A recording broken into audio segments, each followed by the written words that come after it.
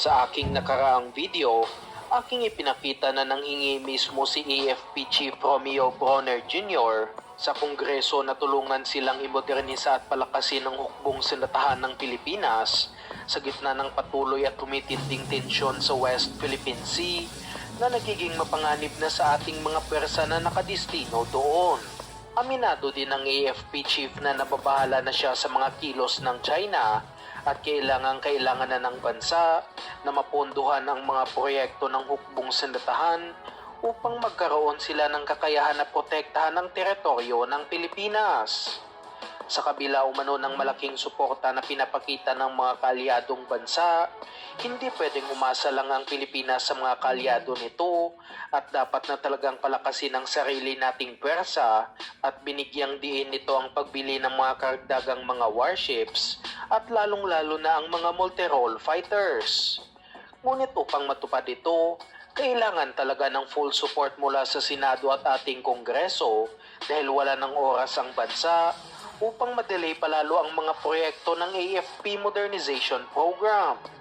Kinumpirma din ng AFP na nakatuon na ang kanilang depensa sa Exclusive Economic Zone o ang coastline ng ating bansa na ibig sabihin ay sasalubungin nila ang mga kalaban kung sakaling magkaroon ng invasion bago pa man ang mga ito makalapit sa kalupaan ng Pilipinas. Kaya puro mga missile system, fighter jets at mga warships na ang kanilang bibilhin ngayong administrasyon ni Pangulong Marcos at hindi na mga panglokal at panlaban sa mga rebelde na mga assets katulad na lang ng mga Sabra light tanks at iba pang mga armored vehicles, mga attack helicopters na nanggaling sa Turkey na nabili noong Horizon 2 ng AFP Modernization Program. At pagdating nga sa pagbili ng mga fighter jets, alam ng karamihan na napakatagal na nitong natitenga dahil na rin sa kakulangan ng pondo at hindi makapagdesisyon ng Philippine Air Force kung alin nga ba sa JAS 39 Gripen ng bansang Sweden at F-16 Vipers ng Estados Unidos ang kanilang kukunin. At simula pa noong 2018 pinagpipilian ng Air Force ang mga fighter jets na ito. May mga bali-balita din na lumabas na ang JAS 39 Gripen na ang kukunin ng Air Force dahil nasa 62 billion pesos lamang ang presyo ng kanilang nasa 12 fighter jets, samantalang ang offer naman ng Estados Unidos ay nagkakahalaga ng nasa 120 billion pesos na napakamahal kung ikukumpara sa itinalagang pondo ng ating gobyerno.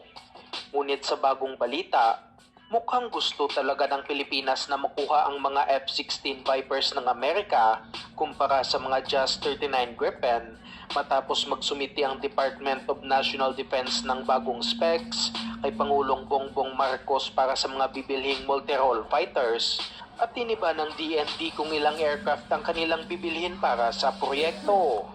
Matatandang nasa 12 lamang talaga ang planong bilhin ng Philippine Air Force, ngunit hindi kumbinsido si Defense Secretary Gibo Teodoro na bumili ng nasa 12 fighter jets lamang, kaya gusto nitong taasan ng kantidad ng mga bibilhing fighter jets, kaya humingi ng nasa lagpas 100 billion pesos ang sekretary mula sa Senado at Kongreso para sa susunod na taon.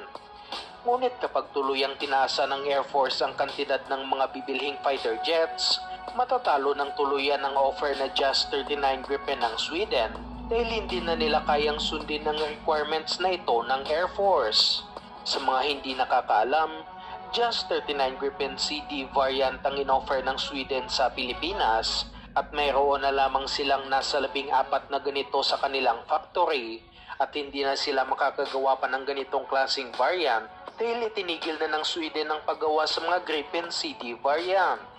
Kung gusto ng Sweden na makalaban pa rin sa proyekto na ito laban sa Estados Unidos, dapat nilang i-offer ang kanilang Gripen EF variant, ngunit hindi ito kasama sa pinag-aralan bilhin ng ating Air Force at napakamahal din ito kung ikukumpara sa mga F-16 Vipers.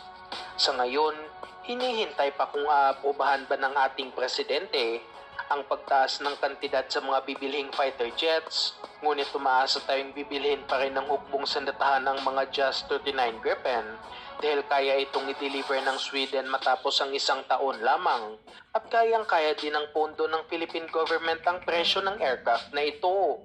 Samantalang kapag mga F-16 Vipers naman ang pipiliin, sa taong 2027 pa may dideliver ang mga aircraft dahil na rin sa napakaraming bansa ang nag-order ng mga F-16 at napabilita na rin na nahihirapan na ang Lockheed Martin sa dami ng kanilang orders at nadidelay na rin ang delivery ng mga aircraft sa ibang bansa. Sa aking opinyon lamang,